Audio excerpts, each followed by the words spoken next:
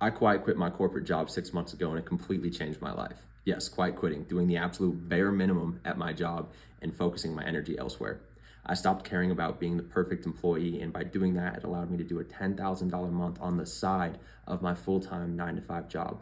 I was able to direct my ambition and my energy elsewhere and actually align to the future that I wanted with my life instead of the future that was sort of handed to me. In this video, I'm going to show you exactly what I did to quiet quit and how you can implement the same strategies to escape your 9 to 5 job. In 2021, I graduated with 2 bachelor's degrees in finance and business management. I was super excited to enter the workforce and take on a challenge of becoming a financial advisor. About 6 months into that job, I realized this is awful. I don't like this at all. It felt very controlling. I hated how everything was monitored and how I barely had any free time to myself. It was just work, pay bills, work, pay bills. I thought maybe it was the job. I quit that job and I started a new one. I worked that job for 2 years and I decided I didn't want to do that one anymore. And then the cycle continued. It ultimately led me to a job that I was in an office for 45 hours a week, every single day, Monday through Friday, 8 a.m. till 5 p.m. with a 30-minute lunch. And I felt like I was going crazy. I was like, I need out. I need to get my time back. I have no time to do anything. And even if I wanted to start a business to get out of this job, I just don't have the time, because when I get home from work and I get home from the gym, it's already 7 o'clock p.m. I eat dinner, it's 8 o'clock.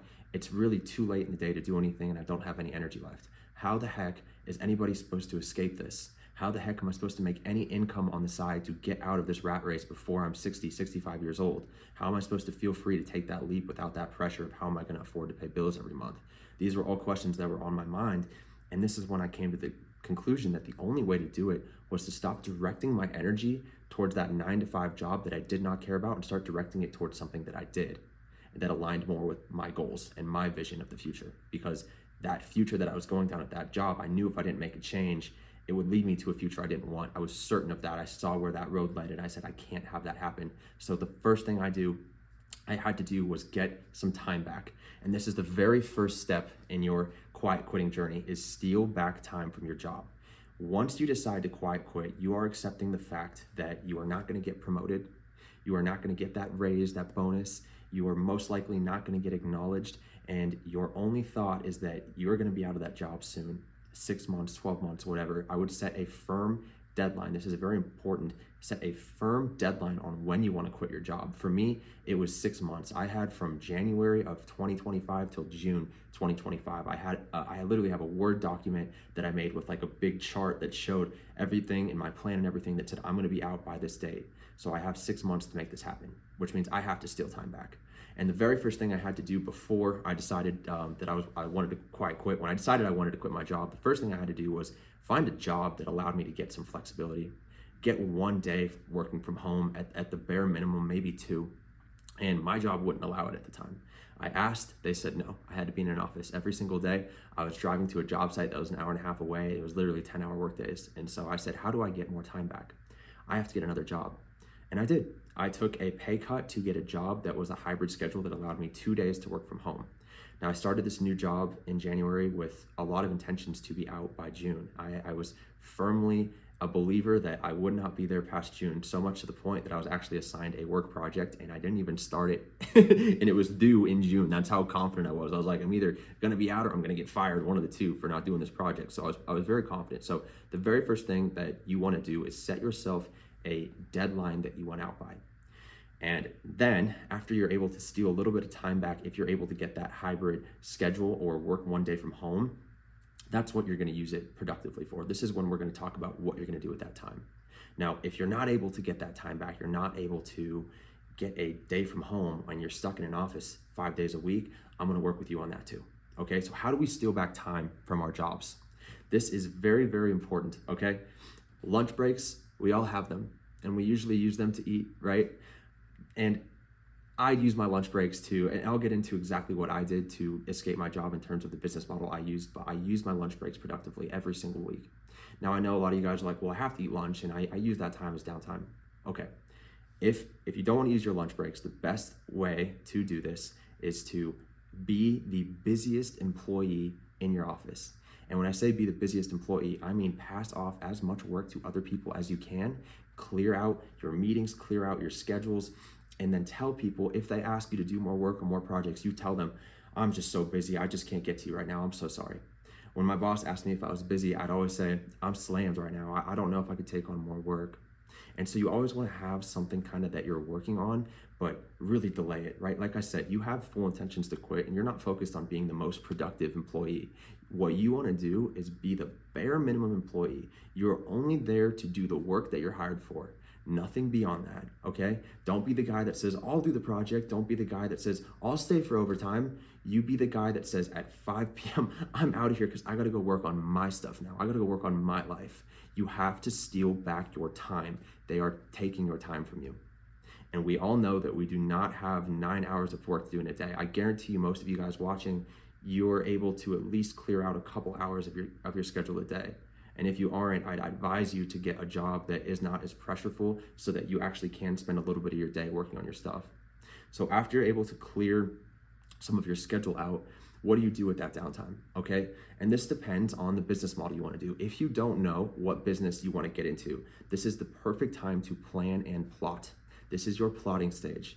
Get a Word document out and start writing down business ideas. If you don't know what business you want to do, I'd highly recommend to look into online business models. Why? Because you're able to work on those on the side of your job or from home, right? You don't have to go out of your way. I'm not going to advise you to go start a bakery or to start a landscaping company because you're already working 9 hours a day in an office. You're not going to have that energy to put into this. So I would highly advise you a online business model.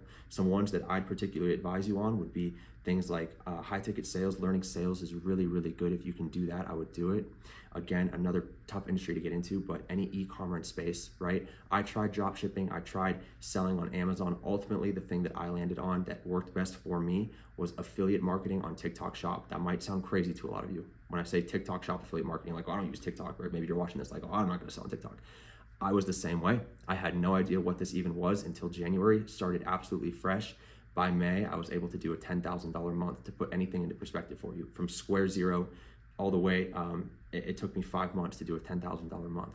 And I documented this whole journey on my another TikTok account called Fisher Effect. I could link that here if you guys would like, so you can see what I'm talking about. I documented everything from $0 to a $10,000 month, just to show you that I'm not BSing. This is real. So there's some ideas of online business models you can do, okay?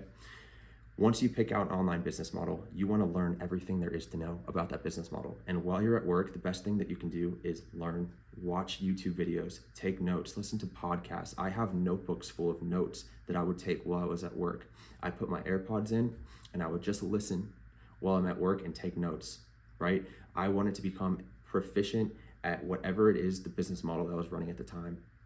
And since you're doing an online business model, if you have any capability to actually do some of that work on your site or on your platform, this is a great time to do it. For example, if you do want to do TikTok Shop marketing, right? What I did, because I had to make 3 videos a day, 3 TikTok Shop videos a day. How did I do that? Well, I would use my downtime and work productively, meaning I would take my lunch break and I'd clear out about 3 hours of my day to script out my videos, right? I would have 3 videos scripted and ready to go so that when I got home, I knew exactly what I wanted to film. I knew exactly what product I was going to work with, and I knew exactly what background I was going to film with, right? I knew exactly what I was going to do so that when I got home, I wasn't using too much mental effort. Because again, you need to conserve that effort. So I put a lot of that effort into thinking at my job for what I'm going to do when I get home. I got home and I did the work that I was not able to do at my 9-to-5 job. But only because I used that downtime at my job, I was able to conserve that energy and actually bring it over to after I left my job and actually be able to film those videos efficiently. So I wasn't working, 6-7 hours a night. I came home, I went to the gym, and then I still got 3 or 4 videos out because I knew exactly what I was going to film, right? Now, by the way, I just want to let you guys know, if TikTok Shop is something that you are interested in, I would highly recommend checking out the business model and deciding if it's something you can do for yourself. I know a lot of people ages 18 all the way up to people in their 60s or 70s that are doing $15,000, $20,000, $25,000 months. I will leave a link to the guy who taught me and his calendar if you want to book a call with him. If that's something of interest to you, I would highly recommend looking into it. It's an opportunity that I don't think you're going to find anywhere else anytime soon. It's just one of those golden opportunities that once you see it, if you're an opportunity guy, you'll be like, okay, I might want to get on that. And so I'd highly advise you guys to just take a look at the business model, check out my mentor's YouTube, see what it's all about. He goes into depth about the business model, and if that's something that you want to do, you can book a call with him there and decide if that's the business model you want to roll with. But back to kind of the strategy of quiet quitting, okay? When you're quiet quitting and working on your job on your side, it is hard, which means you're gonna have to use your free time efficiently outside of your job. Meaning, again, you're conserving your energy at work to put in to time after work. So when you get home, you're working on your side business. Now, there's a big difference between your side gig and your full-time job, because when you're doing your side gig, you're not gonna see income immediately. A lot of your income is going to be delayed. So you're gonna be working for free. And that's a concept that's tough for people, where they get about a month into something and they say, I put all this work in, I haven't seen a single dollar come in. This just must not be working for me. Every entrepreneur is going to run into that wall. The only ones that succeed are the ones who say, it's gonna work, I just gotta keep pushing, okay? And that's what you do. I used my weekends productively. A lot of people take Sundays to get ready for the week and relax and recover. That is, we don't need to do that, okay? Again, I'm not gonna sit here and tell you this is easy. If you're someone who said, no, that sounds like a lot of work, it is a lot of work, but you're fighting for your freedom here. You have to put in the work to get out. You got yourself in this hole. And one of my favorite quotes from Alex Hormozi is, he says, it might not be your fault, but it's still your problem. No one's coming to save you, right? So put in this work, okay? Friday nights, I stayed in. I wasn't drinking, I wasn't partying, I wasn't looking for short-term gratification.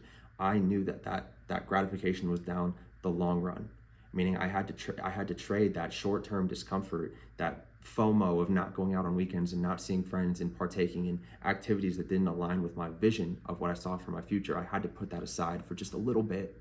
All right. Like, now that I'm out of my job, I have time to do those things again, right? I can lift for 2 hours and still have time to do everything in my day if I wanted to. I can go see a friend and have lunch with him, and my schedule is in my control now. So I work on Saturdays and Sundays, but if I wanted to take a random Tuesday or Wednesday off now, I totally can. But I like what I do now. It's a lot more fun. And it's also freed up my time now to where I can do YouTube and I could do music again, because I'm a musician and I just wanted my time back, right? So whenever things get hard and it feels like they're not working, remember, there is a paycheck involved, but it's delayed. It's not like your job where you're gonna get a set paycheck every single week for putting in hours. You're gonna get the paycheck, but it's delayed. And you just have to know that on the other side of all that hardship is a breakthrough. That's when the money comes. But most people give up that first roadblock that hit. You can't do that, okay? So that's part of quiet quitting, is understanding that it's not going to be easy, because you're gonna still have to give a little bit of effort at your job. Again, I'm not telling you to just stop working completely at your job. I'm trying to tell you to just go under the radar. You're not looking for promotions. You're not looking to get a raise. You're looking to be out of your job. And that's how you have to treat it. Anything you can pass off for work, get rid of. Use your energy that you conserve from work when you get home. You have to cut out certain things that don't align with your future anymore. So you're gonna have to start changing as a person too, right? So this goes deeper into quiet quitting, but you have to be a kind of a new person, right? When you commit to doing this, you know there's no going back, right? So commit to changing as a person, because again, I'm gonna re-emphasize this. You are fighting for your freedom. You are fighting for your life here. You don't want to be in that 9 to 5 your whole life till you're 60, 65, 70. If you were, you wouldn't be this far into this video by now. So take this seriously. Please take this seriously. I hope this video helped. Again, I'm not telling you to slack off at your job and to get yourself fired. I'm telling you to just realign your energy with what you see the future for yourself being, right? I want you to redirect that energy to something that actually is meaningful in your life. It's not going to be easy, but it is going to be worth it. I could assure you, I promise you it is worth it. It's going to be hard. You're gonna have to fight, but use that quiet quitting technique to get back some of your time and get that energy back and put it towards something that actually fulfills you and makes you happy. It will change your entire life. Guys, my name is Danny. If you like this video, it helped you at all, please leave a like, comment, subscribe. I'm just starting out here on YouTube, and I really, really am passionate about this and helping you guys. So anything I could do better, please let me know in the comments. Thank you.